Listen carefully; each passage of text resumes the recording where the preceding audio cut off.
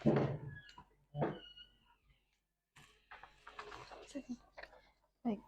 selamat pagi. Iya, apa kabarnya hari ini? Baik, Jess. Sehat ya, Jess? Ya, Karin? Sehat tapi batuk.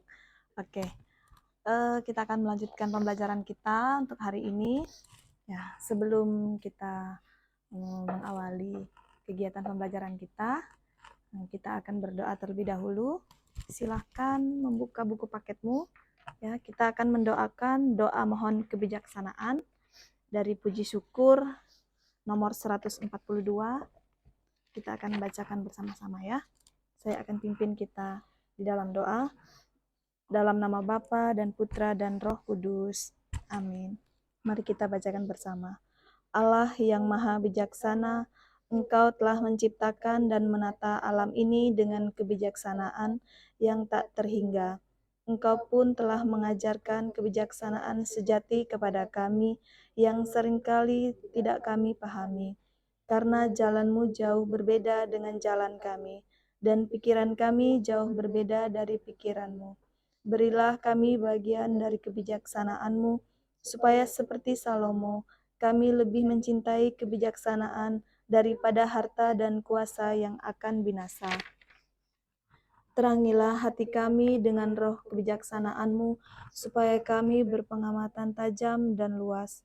Jauhkanlah kami dari segala ketakutan dan kecemasan yang tak berfaedah, dan janganlah membiarkan kami menyeleweng karena pelbagai keinginan yang tidak teratur. Semoga kami selalu waspada terhadap bujuk rayu dan godaan yang menyesatkan. Ya Allah, anugerahkanlah kepada kami kebijaksanaan yang sejati, supaya kami belajar mencari Engkau di dalam segala sesuatu dan memahami peristiwa-peristiwa hidup ini sesuai dengan tata kebijaksanaan-Mu. Berilah kami kebijaksanaan sejati, agar dengan pikiran yang jernih kami dapat memilih yang terbaik dan melangkah di jalan yang lurus, mengikuti jejak Yesus Guru kebijaksanaan sejati. Dialah Tuhan kami, pengantara kami. Amin. Dalam nama Bapa dan Putra dan Roh Kudus. Amin. Oke, untuk materi kita hari ini ya, yaitu tentang bersikap kritis dan bertanggung jawab terhadap pengaruh media massa atau media sosial. Ya. Adapun tujuan pembelajaran kita yaitu untuk mensyukuri anugerah suara hati yang diberikan Allah kepada diri kita masing-masing dan mampu bertindak sesuai dengan suara hati. Ya, sehingga secara pribadi kita dapat bersikap kritis terhadap dan bertanggung jawab terhadap berbagai pilihan hidup kita, termasuk bagaimana kita menggunakan suara hati sesuai dengan pembelajaran kita di minggu yang lalu. Masih ingat suara hati? Apa itu suara hati? Suaranya Tuhan. Ya, suara hati adalah suaranya Tuhan. Jadi terserah kita, pilihan kita masing-masing ya. Bagaimana kita bertanggung jawab atas suara hati itu? Apakah kita mau mengikuti suara hati atau suara Tuhan tadi, atau kita menolaknya? Ya kan? Ya. Jadi pelajaran kita di minggu ini ada hubungannya kembali dengan pelajaran kita di minggu yang lalu. Ya. Media sosial ya, atau media massa. Apakah kalian sering menggunakan media sosial? Sering ya. Ya.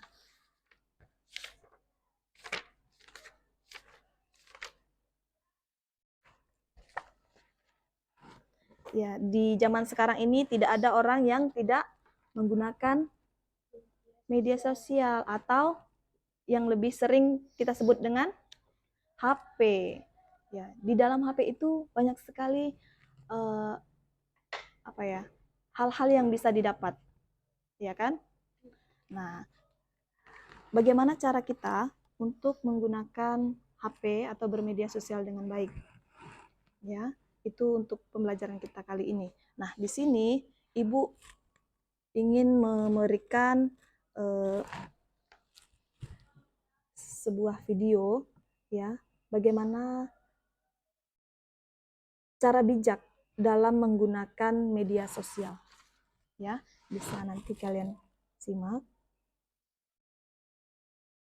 Ya, pada awalnya media sosial memang diperuntukkan sebagai ruang atau wadah komunikasi dan juga informasi bagi mereka yang mungkin terpisah jarak. Namun kita lihat bagaimana seiring perkembangan zaman, media sosial banyak sekali mengambil peran dalam kehidupan kita sehari-hari, hingga mungkin dari hal-hal yang berbau positif, begitu yang bermanfaat, sampai ke dengan hal-hal yang bermaslahat hingga berbuat jahat. Nah, banyaknya dampak buruk dari penggunaan media sosial kini banyak membawa kekhawatiran dari banyak pihak. Nah, salah satunya itu tadi adalah MUI yang kemudian beberapa waktu belakangan ini mengeluarkan fatwa yang juga akhirnya bergerak melalui fatwa hukum dan juga pedoman bermuamalah di media sosial. Kita lihat seperti apa. Ini ada jangan asal share di media sosial. Mungkin tahukah Anda? Oke, kita next-nya. Gimana ini? Oke. Saya masih coba ya. Kita akan melihat Indonesia ternyata juga menempati negara begitu yang negara terbanyak yang menggunakan media sosial. Sedikitnya ada 2,3 orang di seluruh dunia yang tercatat sebagai pengguna media sosial. Kita lihat, oke ini agak kurang bersahabat kalau subuh-subuh mungkin touchscreen-nya dengan saya. Ini pengguna media sosial di Indonesia, itu tadi saya bilang pengguna internet mencapai 63 juta orang dari seluruh populasi atau wilayah di Indonesia. 95% mereka mengakses ke media sosial. Data ini dari kita lihat 2,3 miliar orang di seluruh dunia ini juga aktif menggunakan media sosial. Data atau fakta bahwa Indonesia menempati urutan atau peringkat keempat pengguna terbesar Facebook misalnya salah satunya, sebelumnya didahului oleh negara Amerika, kemudian Brasil dan juga ada India, dan juga Indonesia menempati urutan atau posisi kelima sebagai negara terbesar pengguna aktif Twitter. Lalu kita geser ke halaman berikutnya, oke? Apakah kita masih bisa bergerak? Nah, ini tingkat berbagi informasi di media sosial. Kalau kita lihat dari data-data yang tadi, Indonesia sebagai negara terbesar pengguna aktif Facebook dan juga pengguna aktif Twitter, itu juga menjelaskan pada kita bahwa Indonesia memiliki potensi atau berpotensi sebagai pasar terbesar bagi dunia digital, tidak hanya di dunia digital Asia saja, tapi juga di seluruh dunia. Kita lihat tingkat berbagi informasi di media sosial, artinya orang-orang Indonesia paling banyak menggunakan media sosial ini untuk memberikan atau men-share sesuatu, berbagi informasi. Paling banyak di Facebook, jumlahnya hampir 45%, 44,86%. Kemudian WhatsApp hampir 29%. Kemudian yang ketiga adalah Line 21,59%, dan juga Twitter sebesar 11,76%, dan sisanya lain-lain, misalnya ada juga misalnya Path dan juga lain sebagainya 13,04%. Lalu berikutnya lagi, nah ini yang juga harusnya menjadi pedoman bagi kita semua, mereka-mereka yang aktif menggunakan media sosial, adalah bagaimana memverifikasi data, informasi atau gambar ketika kita melihat di sebuah media sosial. Yang pertama adalah cek dulu kebenaran sumbernya, jadi jangan asal men-share atau membagikan informasi, begitu harus dicek dulu, mungkin Anda bisa googling, kemudian konfirmasi juga dan klarifikasi informasi yang ada dapat tersebut, dan yang pasti tidak diperbolehkan atau tidak diperkenankan men-share atau membagikan informasi berupa kebencian, fitnah, gosip, dan juga adu domba. Kalau mungkin kita bisa simpulkan, penggunaan media sosial ini bak pisau begitu bermata dua. Anda bisa mendapatkan mudaratnya, penggunaan negatif ya mudaratnya, atau juga sebaliknya Anda juga bisa mendapatkan manfaat dari men-share segala sesuatu yang ada di media sosial. Nah, terkait dengan fatwa Majelis Ulama Indonesia dengan penggunaan akun media sosial, kami melalui akun Twitter kami @cnn_connected juga mencoba mencari tahu seperti apa respon dari netizen terkait dengan fatwa MUI mengenai hukum bermuamalah di media sosial. Nah, polling ini sudah kami adakan sejak kurang lebih 14 jam yang lalu. Sejauh ini juga sudah diikuti hampir 500 netizen di Twitter dengan jawaban beserta alasan yang berbeda-beda pastinya. Kita lihat apa kata netizen terkait dengan fatwa MUI ini. Oke, 40% ternyata netizen Indonesia menyatakan bahwa setuju dengan adanya fatwa hukum bermuamalah di media sosial. Kemudian angkanya lagi adalah 16% menyatakan kurang setuju, 20% tidak setuju, sisanya masih 24% masih mengambang gitu, masih abu-abu, tidak tahu. Banyak juga ada beberapa polling begitu kalau saya lihat ya, bahwa katanya netizen atau masyarakat ini lebih banyak puasa dulu di media sosial agar lebih tenang menjalankan ibadah bulan suci Ramadan. Oke, seperti itu ya. Cara bijak menggunakan media sosial ini maksudnya adalah bagaimana nanti kamu diminta untuk bijak menggunakan media sosial. Dari video yang sudah kita lihat bahwa di Indonesia itu menggunakan media sosial itu termasuk peringkat keempat, ya. Seperti Facebook, seperti WhatsApp, Twitter, Line tadi yang sudah disampaikan, ya kan? Nah, jadi kalau di dalam nanti kita akan masuk ke dalam artikel dokumen Konsil Vatikan kedua atau ajaran gereja, bagaimana kita itu harus menggunakan media, kewajiban kita sebagai pengguna media sosial dalam gereja, ya. Ibu memiliki punya satu tugas untuk kalian, ya. Silakan kalian amati gambar di atas ini, ya. Kemudian silakan kalian pilih media sosial apa saja yang sering kalian gunakan.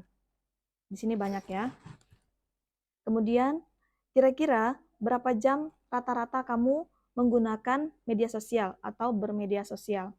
Ya, kalau di sekolah dari pagi sampai sore jam 4 tidak pernah Bu, ya sudah, tidak usah dituliskan. Tetapi kalau pulang sekolah bagaimana? Pasti menggunakan, ya kan? Sebelum tidur biasanya cek-cek dulu atau mungkin cek tugas gitu kan. Kemudian apa saja yang kamu lakukan saat bermedia sosial? Nah, itu silahkan dijawab. 5 menit bisa? Bisa ya? Bisa, tuh orang media sosial kan setiap hari kalian pegang. Jangan lupa tulis namanya, nanti biar tidak tertukar.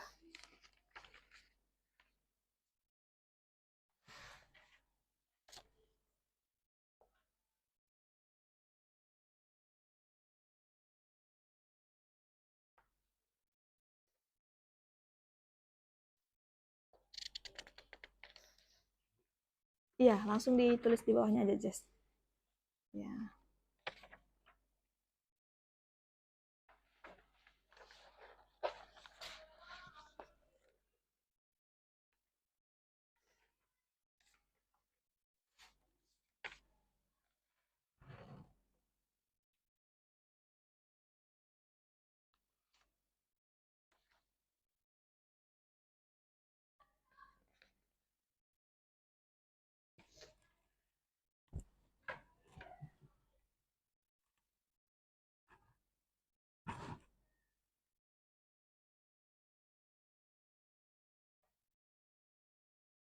Boleh lebih dari satu, nggak apa-apa.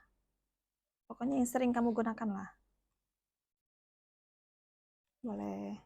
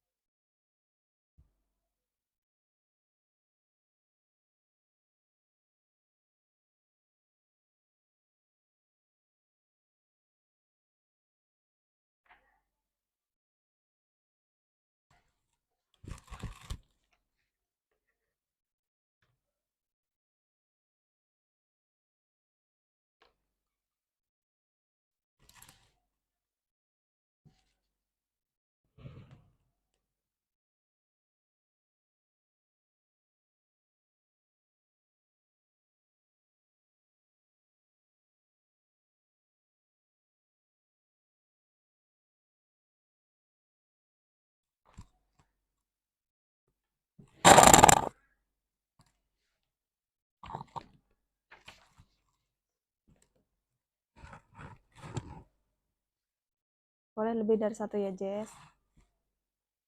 Yang kamu buka apa saja.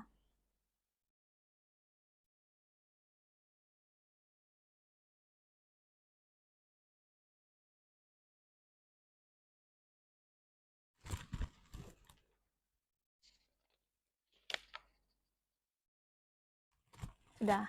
Oke. Namanya sudah? Oke.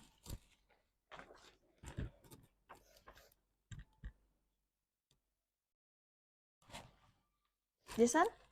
Belum. Ya, silahkan. Kita tunggu.